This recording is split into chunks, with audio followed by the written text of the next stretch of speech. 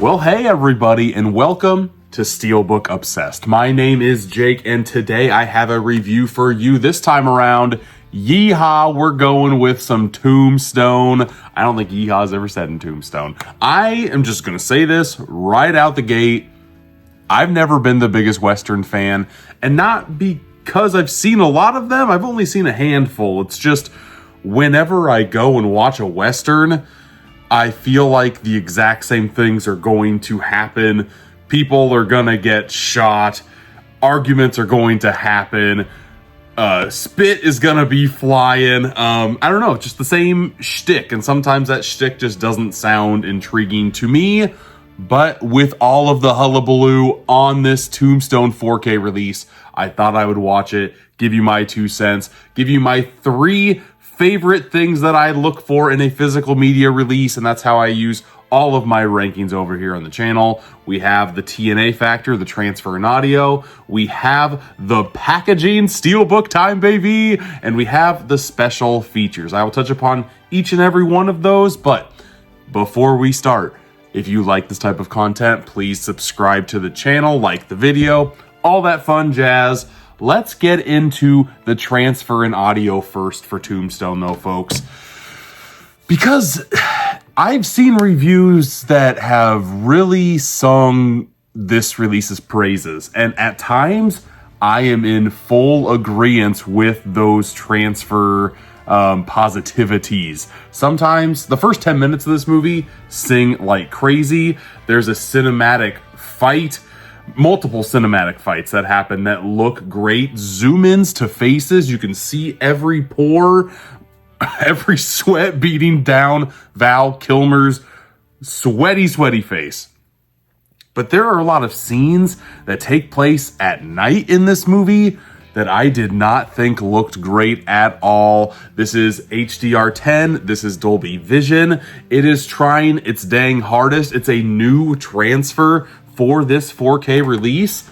For the most part, it looks good, but there is probably about 15 minutes of this movie that to me looked muddy, that did not look as sharp as I really want in a 4K release. The majority looks good. It's just when those moments happened, I couldn't help but be like, what? I have seen black levels on 4K transfers look amazing, and I don't think they hit on this release too much at all. All of the Western scenarios in the daytime look great. There's a lot of like reds from sheriffs. Those look good, like all the cloths that they're dropping and stuff. Colors, there's not a lot of different color variation in Westerns, but when there are, they definitely they shine and they stick out in the best way possible. Nighttime scenes for me did not go the greatest, which stinks because there's a lot to love with this release.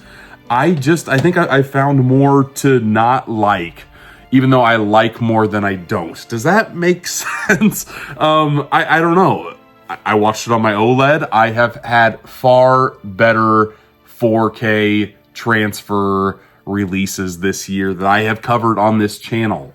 For me, transfer and audio department, I'm in between a 6 and a 7.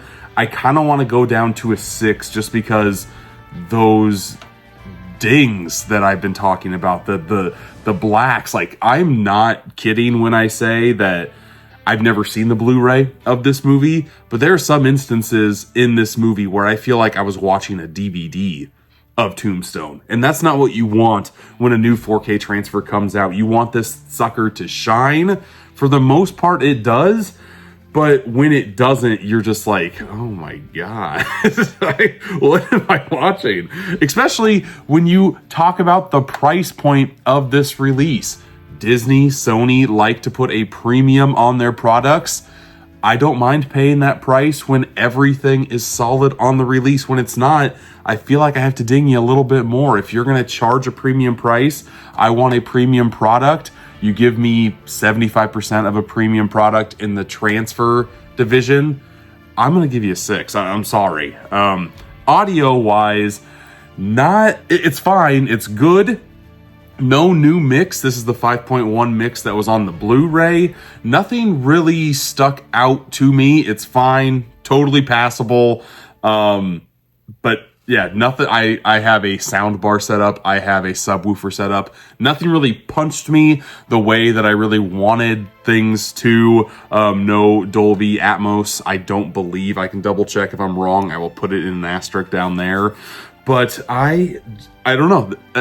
Audio and transfer department kind of underwhelmed me a little bit, if I'm being 1000% honest. But thankfully, the movie I had a fun time with. I was just kind of griping at the beginning of this video how I'm not a big Western guy.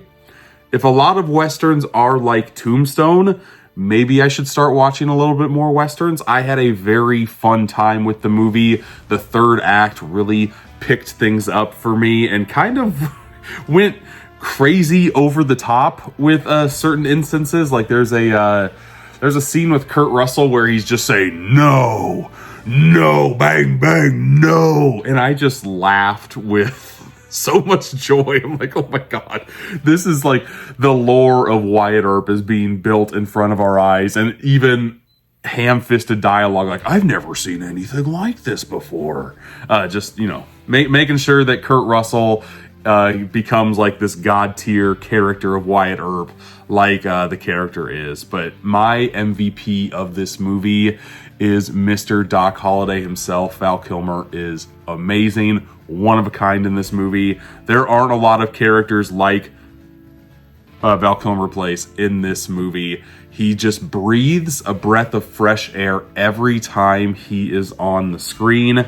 Loved every second of it, and he's in it a good chunk as well, which I was not expecting. A lot of good performances here.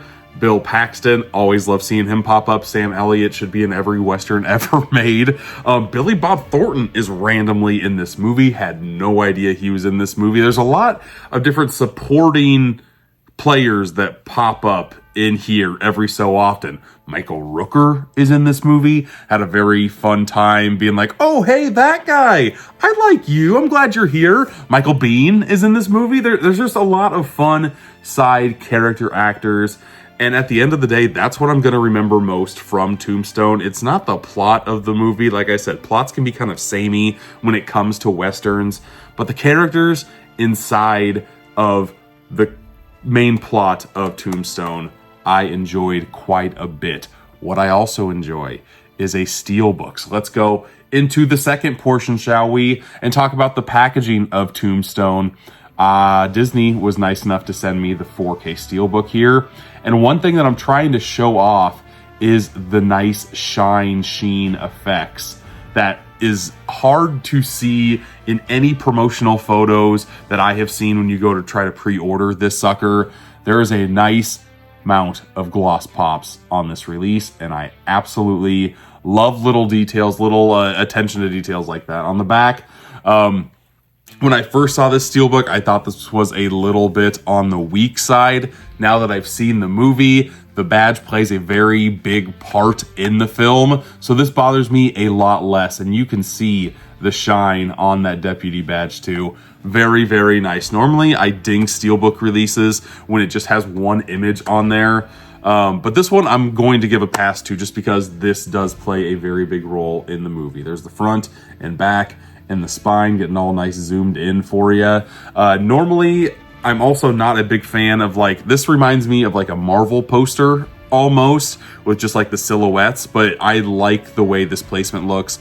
I like the deteriorated look they decided to go, the weathered look of like a wanted poster in the Old West. Looks very, very nice in person. I'm also going to showcase off the disc artwork because Disney always does a very good job at putting disc artwork on there. Here is the 4K disc for you.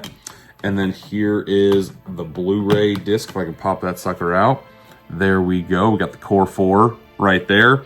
And on the inside, we also have the Core 4. And if I had one gripe on this Steelbook, this seems like AI generated. It seems like this shot isn't in the film. They have lineups like this, but the way that it's kind of staged, it's like this is 4 different captures of people all put together in one line. I don't know why you couldn't just get even like from the last one of the last shots in the movie where they're just kind of walking while the credits are rolling.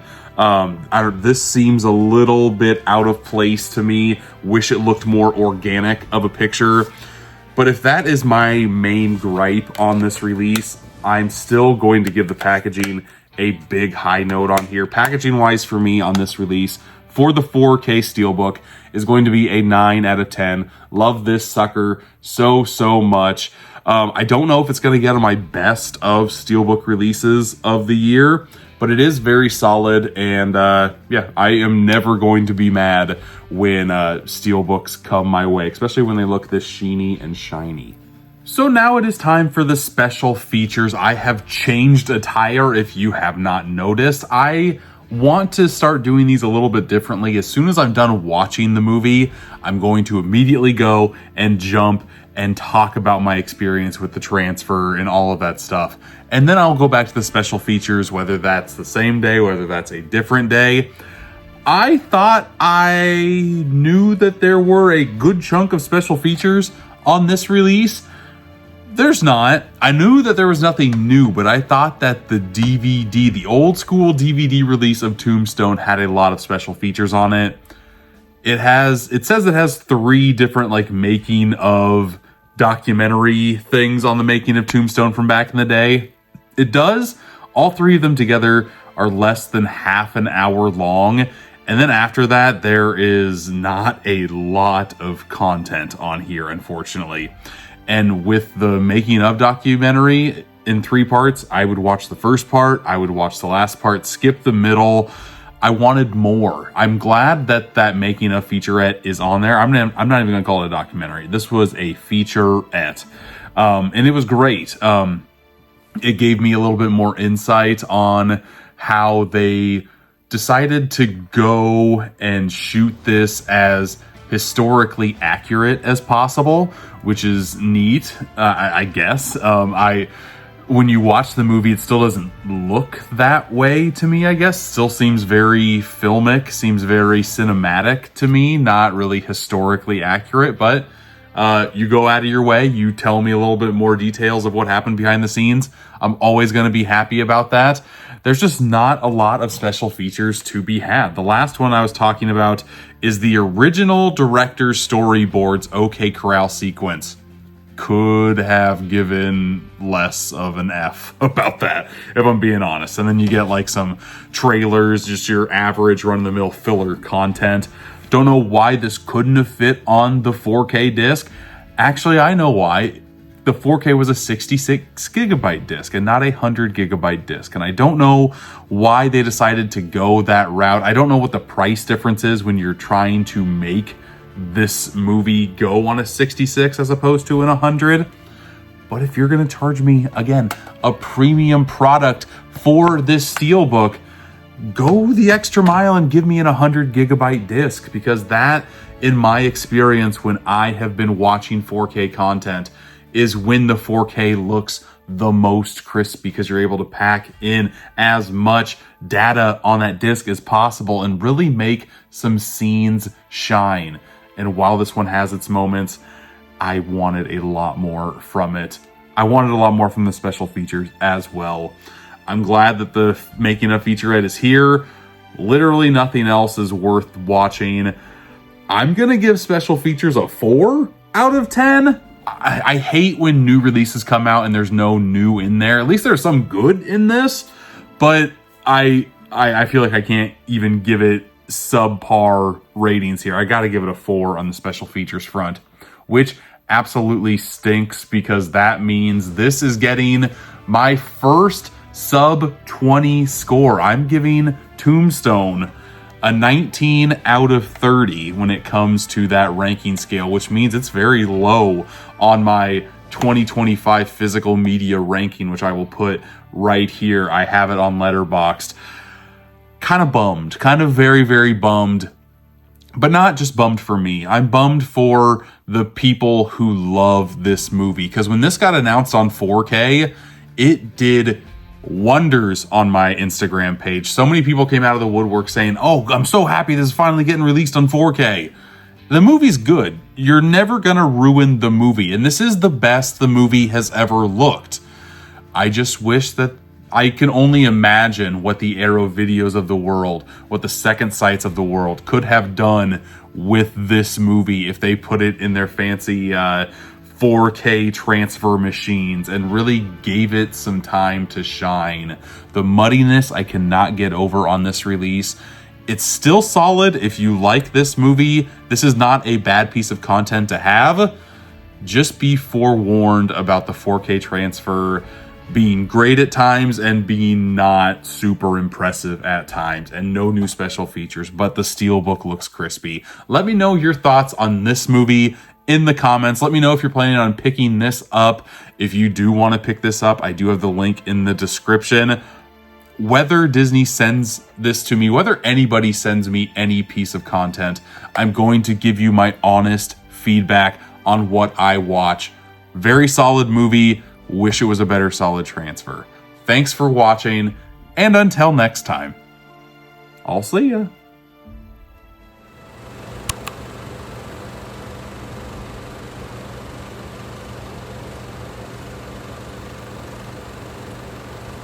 Yippee-yi-yi-yo, what in tarnation are you doing? I'm Wyatt Earp, got my badge right here. I'm official sheriff business. How's it going, everybody? If you made it this far, congratulations. You found the after credits scene. Good for you. You did it. Congratulations. My question for you is, I said at the beginning of this movie that I am very much a noob when it comes to the Western genre. Do you have any recommendations for me? Really? I haven't watched Unforgiven yet. I haven't watched The Good and the Bad and the Ugly yet. I haven't watched any of the classics. I've watched 3:10 to Yuma. I've watched a lot of newer Westerns, The Harder They Fall. I really enjoyed that movie. I feel like I need to give myself tasks to go and watch certain genres of film that I feel either I'm not intimidated by Westerns, I just feel like they're all kind of the same. Tombstone really didn't change that for me, except for the character actors, Val Kilmer. And maybe that's what Westerns do best. Maybe it's the characters inside of the Old West setting that really make the genre shine. I need to know. I'm trying to watch 50 foreign films this year. Maybe next year I should watch 50 Westerns. I feel like that'd be very samey as opposed to the 50 foreign films. Who knows? But give me your recommendations in the comments. Thanks again. And to end things off here, I'll be your Huckleberry, Val Kilmer, R.I.P. man. Miss ya already. That's not zooming in. There we go. Bye-bye.